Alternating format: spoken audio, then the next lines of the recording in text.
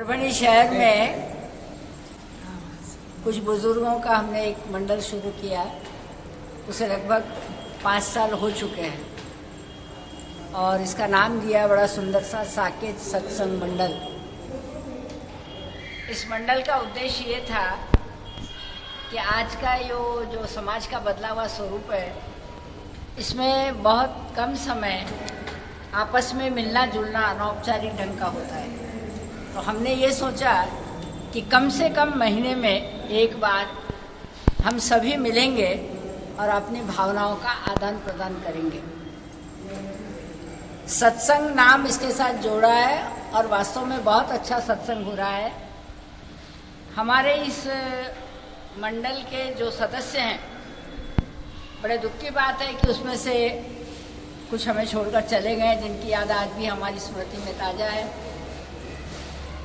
और ये जो सत्संग था उसमें उद्देश्य ये था कि सुंदरकांड तो हम पढ़ते ही हैं। पूर्णिमा के दिन सत्संग रखने का उद्देश्य यही था कि यह हनुमान जयंती का, हनुमान जी के जन्म का दिन है। उस दिन हम लोग सुंदरकांड का पाठ करें। और हमें बड़ी खुशी हुई कि जो कुछ हमारे सदस्य जिन्होंने कभी सुंदरकांड पढ़ा भी नहीं था, उसे उन्होंने अपने हाथ में लेकर पूरे प्रेम के साथ पढ़ना शुरू किया। साथ ही साथ हरिपाठ जो महाराष्ट्र की पहचान है, उस हरिपाठ को भी हम लोग जब सामूहिक रूप से पढ़ते हैं तो बड़ा आनंद आता है। हमारे इस मंडल में सदस्य है, बहुत से सदस्य हैं, मगर हमारे 100 भूतड़ा 100 दूध भाभी, जब मैंने देखा कि इन्हें हरिपाठ कंठस्थ है और ये हम सबके साथ बोलते हैं तो मुझे बहुत ज़्यादा आनंद हुआ।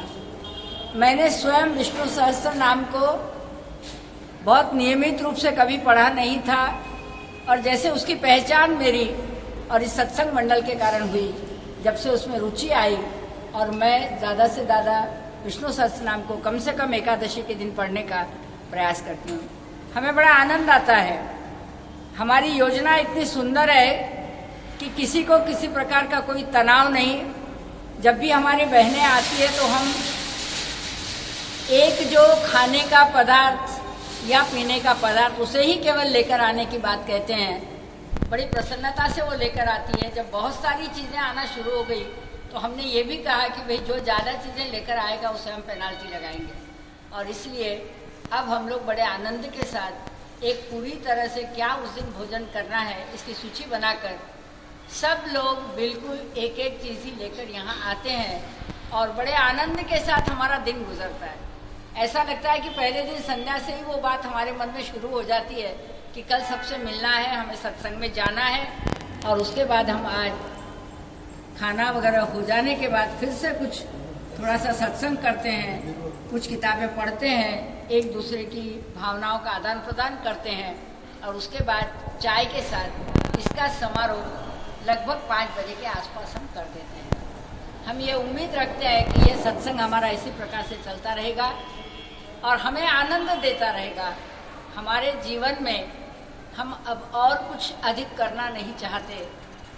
केवल जो सारे सांसारिक कर्म है उनसे थोड़ा हटकर एक पारमार्थिक जगत में जाने का हमारा यह प्रयास है सत्संग के मंडल के माध्यम से, और वो पूरा चरितार्थ होता है। हम सार्थकता की ओर बढ़ रहे हैं, ऐसा मैं कह सकती हूँ। धन्यवाद।